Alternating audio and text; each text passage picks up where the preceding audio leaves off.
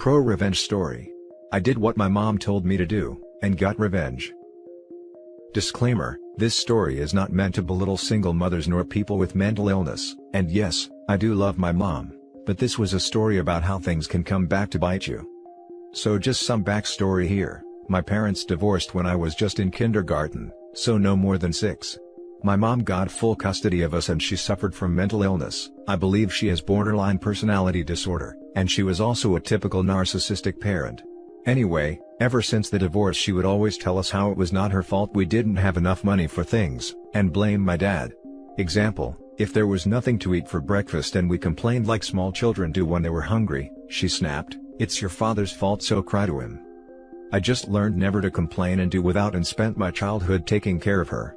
My sister and I were trained from when I was about 8, my sister 10, to come right home from school and do our homework, and clean the house and take care of ourselves. Don't ask mom to make dinner, make it yourself, and all of the chores so mom doesn't have to do anything.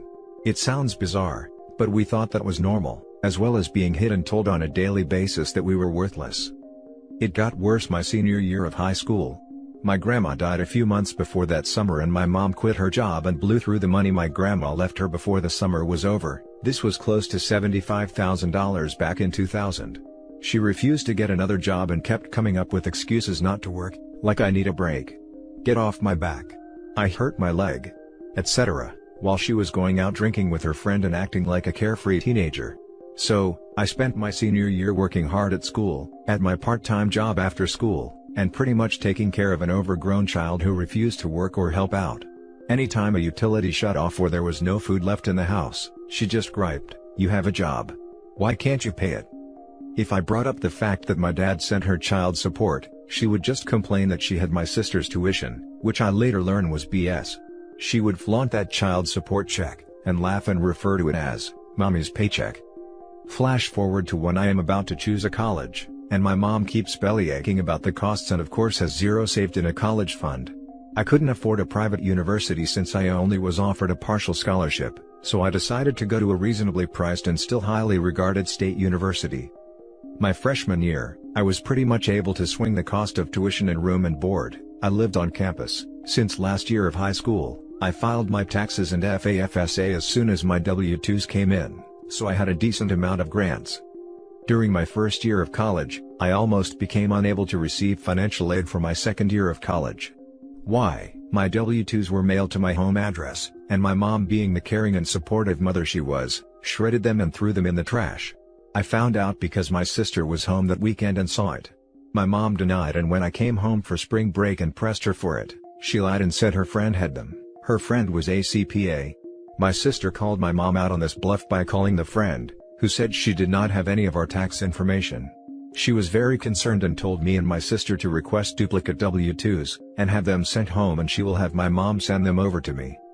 My mom was pissed that we had checked with her friend and called her out on her bluff, but true to her word, her friend did my taxes for me and my FAFSA. I had offered to pay her or at least babysit for her, but she told me it was okay.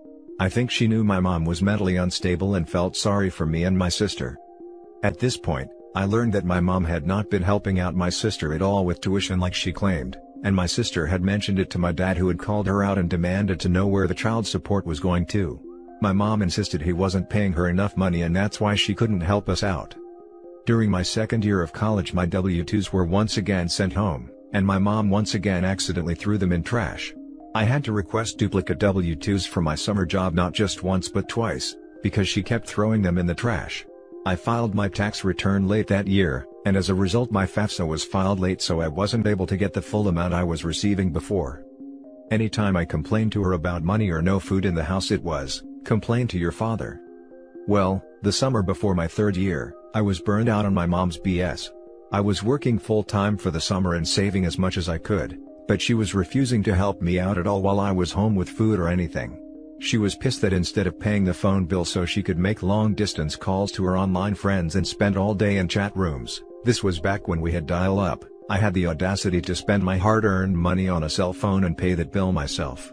She told everyone I should just drop out because I wasn't applying myself hard enough. I was in the honors program, and she would play martyr with all her friends about, "It's so hard when you have kids in college and they eat you out of house and home and come to you for money." At the end of the summer, I had saved $1,000, but the school won't let me move into the dorm unless I paid 50% upfront, which I was about $10,000. I didn't know what to do, as all summer the university had told me I was fine, and then on move-in day told me I couldn't move into the dorm. I called my dad in a panic and he spoke to someone who agreed to give me 24 hours. I moved in, and the next day my dad showed up first thing with a coffee and a donut for me, and told me not to worry, he was going to fix this once and for all. We went from office to office on campus and he co-signed a loan, which he later paid off for me, and then he paid the balance on my tuition for the loan didn't cover. He then took me out to lunch and told me the truth. My mom never helped my sister with her tuition. My sister had graduated the summer before my junior year of college. My sister later confirmed this but was not surprised my mom had lied. My dad had co-signed loan to help my sister out, which he later paid off for her, and my sister was able to get a scholarship and do COOP to pay for her last 2 years. He also advised me that my mom was not so poorly off. As part of the divorce settlement he had to pay the mortgage and property taxes on our house, and even though my sister was now out on her own he was still paying her the same amount of child support of about $2,000 a month, despite the fact that I was living on campus for 75% of the year and my mom has not given me a dime. Just to give you some clarification, my tuition and room and board before financial aid kicked in was $15,000 a year, so she could have easily helped me out with school, since after financial aid kicked in, when I was able to get it, the balance was usually $6,000. I was hurt to think my mom was just living off my child support and constantly making me feel guilty for wanting anything, or for not being able to cater to her every whim. She would get pissed that I wouldn't come home on the weekends to help her clean the house that I was not living in. I thought about how bad she made me feel growing up and made me feel worthless, when in fact, had it not been for me or my sister, she would have not had a roof over her head after the divorce. He asks me to grant him access to my account so he could prove my mom was not paying for college and that I was. He asked me how I would feel if he took care of college instead of paying my mom child support. Sounded good to me. He even told me I could spend my breaks at his house instead of my mom's.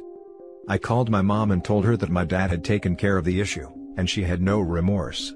She told me it was my own fault for not planning my finances better and for pissing away my money all summer. I just played it dumb and said she was right, but pointed out I had done what she told me to do and complained to my dad. A month later, my mom called me up pissed. My dad had spoken with the courts and there was going to be a hearing in their divorce case. My dad had proven that my mom had not been paying for mine nor my sister's tuition for college, and that was the very reason my dad was obligated to pay child support till I was done college. Since I was living on campus, it didn't make sense to pay her child support when I was not living at home most of the year, and she hasn't given me one penny. My dad told the judge he would gladly pay for me to finish college, but he was not going to pay my mom any more child support, nor pay the mortgage on the house. If my mom didn't want to take over the mortgage, they could sell the house and I could live with him over my breaks. My mom was freaking out over this and calling me selfish. I just reminded her that my tuition must cost a lot more than what she got in child support, since she was never able to help me with costs of school. She just kept laying guilt trips on me about how I was selfish because she didn't get to go to college right after high school, and how she never got to have 4 carefree years of college. I pointed out to her that she had not worked since my grandma died about 3 years ago, and that I was working and going to school at that time while she got to live a carefree life. She pretty much ripped me a new one at that point. She tried to get back at my dad by not paying utilities on the house to make it seem like she needed the money. She then told me that the electric and water were now shut off, so if I wanted to come home for winter break, I needed to help her out. She had moved in with her boyfriend at his condo. I just told her that I would miss her but that I would just go to my dad's for winter break. She was pissed and cried about how selfish I was for not wanting to come home for Christmas. Side note, the Christmas before, my present was throwing out many of my personal belongings. Why? My mom was pissed off at me that I didn't want to come home one weekend to help her clean, because to get home I had to take 2 buses, 2 trains, spend $20 one way and wait for her to hopefully remember to pick me up at the train station, which was a whole 20-minute drive for her after I had traveled for 4 to 5 hours. Because I had finals and I told her I would help clean for the holidays once I came home for winter break. Her response? She took all of my things, threw them in boxes and threw them out on the front lawn. Most of my things were destroyed by being left on in the rain and washed away most of them. I told my mom that I would come and visit her over my winter break, once she got the utilities turned on. I told my dad what was going on and he said he and my stepmom and my half-brother and sister were thrilled I was going to stay with him for winter break, and he can get me a job in his office as well for winter break. He also called my mom and reminded her that the child support had not stopped, And they were going to list the house in a few months, so what was this nonsense about the utilities being shut off? She was pissed but magically came up with the money to turn them back on. That spring my dad took officially by the court over my college tuition, and he even made sure I got my full financial aid since he had picked up W-2s for me. My mom lost her child support and was told by the judge that she better cooperate with the sale of the house and keep up with the utility bills etc. so it would sell. Her boyfriend moved in with her till the house sold and she moved to another time zone. The real kicker? It was cheaper for my dad to pay college costs than to pay her child support. To summarize, my mom abused and exploited me and I got my revenge by causing her to lose her child support and free rent by doing what she told me to do for years, complain to my father. No regrets. Edit, thanks. Some of you have asked, are things better now? Depends on what you mean. I am not as close to her as I am with father and stepmom whom I grew closer to after college and still close to this day, but I still have a relationship with her. We talk, but I have learned not to trust her because she will let me down. Like a couple of years ago we were supposed to meet for my birthday, and she stood me up. Now I don't include her at all when I plan birthdays or holidays. And some have asked how she treated us growing up. She wasn't 100% bad, but her bad moments were pretty bad. Granted, I have met a lot of people who have had it worse, so I try to remember that. After college she was trying to pull the same pity card she had when I was in school. This time she was trying to convince me to move from New Jersey to Tennessee. She had moved before my last year of college to a different time zone, and didn't even bother to tell me or my sister. She just took off. I liked the area and told her I would see if I can find a job and would consider taking her up on her offer to live in her guest room temporarily. She right away started laying me on a guilt trip and I hung up. She then called my sister and complained about how I have a daughter that doesn't want to take care of me. My sister and I both laugh about that. She wasn't even 50, perfectly healthy and refused to work. No way was I going to move in and take care of her. She pretty much spent most of my adult life in and out of mental hospitals and trying to convince us that either we want to live with her, or we want her to live with us. She moved into my grandparents' old house in Philly. They passed away years ago.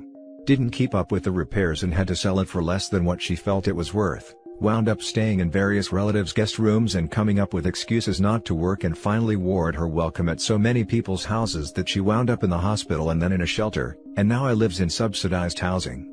It's a cute apartment and is like a loft style, but guess what? She still complains about how bad she has it and how no one wants to take her in. LOL. Thanks again for all of the kind words, upvotes, and messages. I know I grew up in a less than perfect situation, but I always remind myself that there are many others who have had it worse. I at least had my father and my sister, and that going through something like that has taught me to be strong and to rely on myself. Now for some top comments. Now that is pro revenge.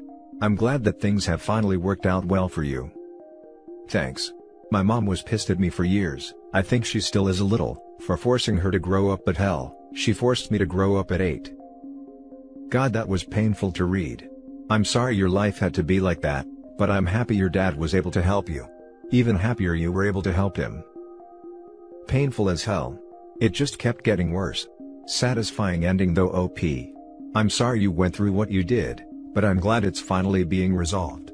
Hope your mom gets the mental help she needs somehow. Good for you for turning the tables. I'm always amazed about how low these people can go. Not only could she have paid both your tuitions, but she would have had money left over. Instead, she played a victim and left you to starve. I hope her boyfriend sees her for who she is and leaves her on the curb. Oh, that boyfriend barely lasted a year. Same thing with the next one, then she got married and that lasted less than 2 years. Man, that was a phenomenally horrible divorce agreement if he was paying child support for offspring older than 18, and the mortgage on the house as well. Seriously. 2 things to never buy cheaply in life: toilet paper and divorce lawyers.